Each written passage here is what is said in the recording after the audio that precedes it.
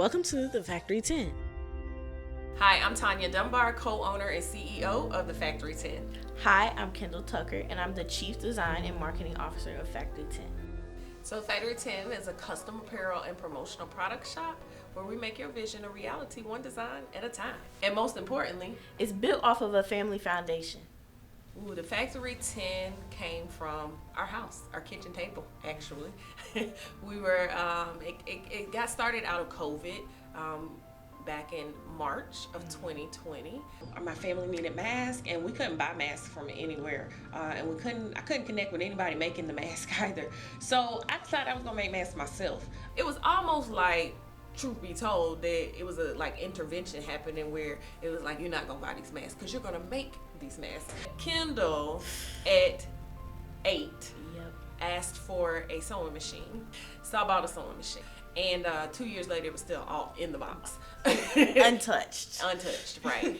But I was like, okay, well, I'm gonna try my hands at this sewing machine. It was, a little starter sewing machine, and I was like, I really don't know if I know how to do this. And a girlfriend of mine was like, yeah, you do, girl. YouTube do. So we went on YouTube. I learned about the parts of the sewing machine. So I found this lady actually out in Wisconsin, of all places.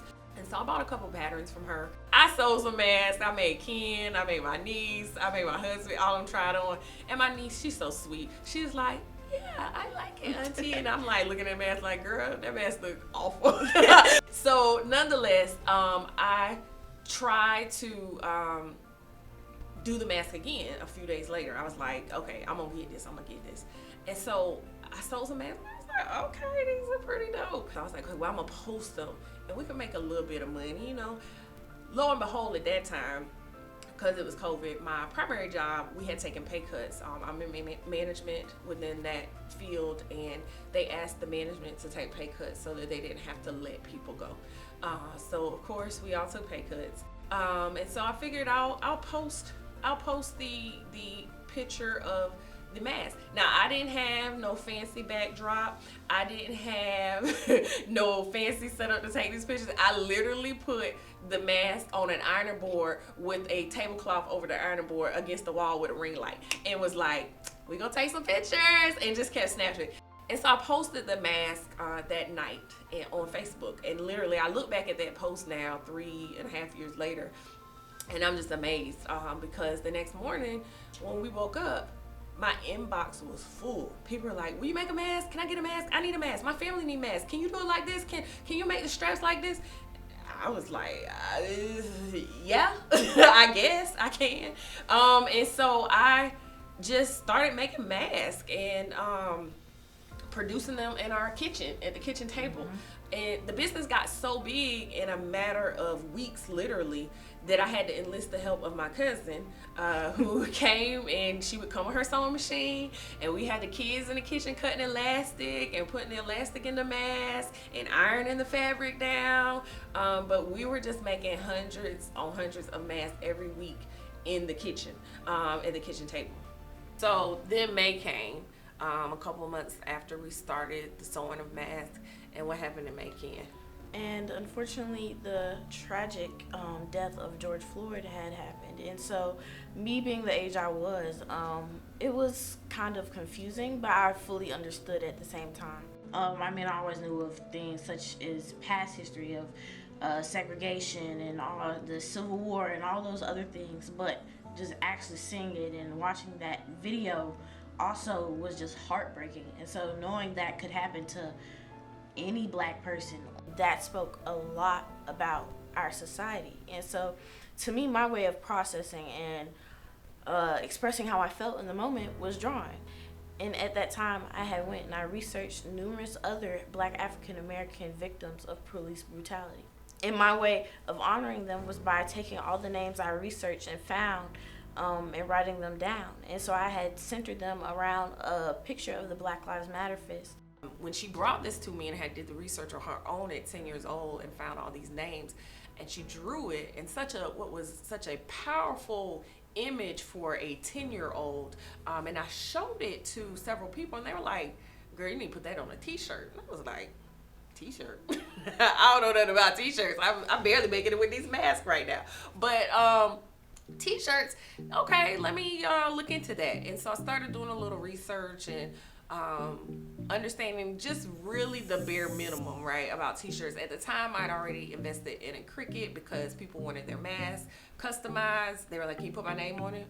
Yeah, I guess. So I bought a Cricut, right? So I knew about vinyling and, you know, how to do some customizations. At that point in time, we also had already invested in a small embroidery machine. Somebody was like, can you embroider my name on it? I mean, people were getting real creative, right? We thought we were going to be a mask for a very long time.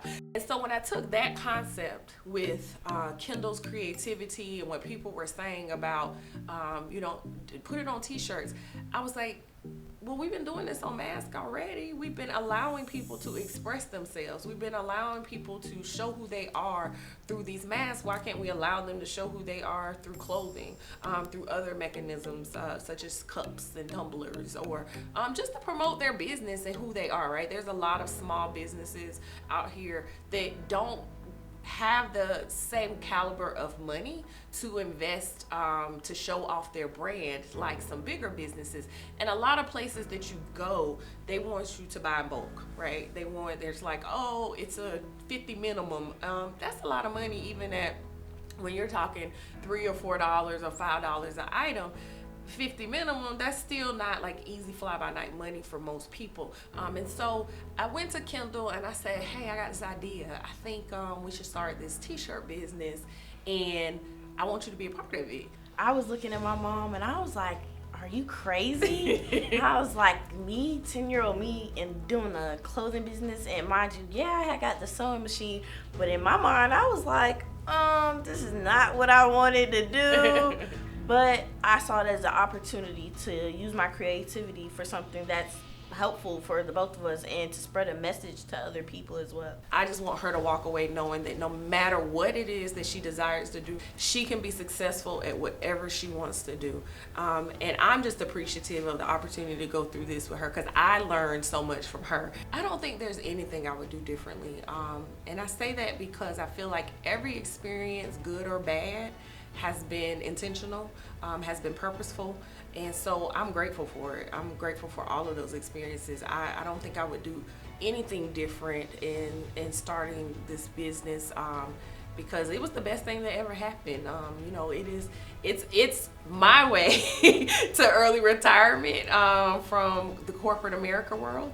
And so I'm grateful. I'm just grateful, and I'm grateful for the opportunity to be able to do it with my baby girl. A year from now, Factory 10 hopefully will have subsidiary stores across this country in various locations where we can provide not only custom apparel to the individual consumer, but we can also continue to provide our prints and or supplies to those who are in the business of custom apparel and merchandise making so that they can continue to flourish and make income as well in this industry. And we hope to see you very soon down at the Factory 10. Where you'll get quality products, excellent service, and more importantly, you'll be supporting a Black-owned mother-daughter duo in Columbia, South Carolina. Yeah, what she said.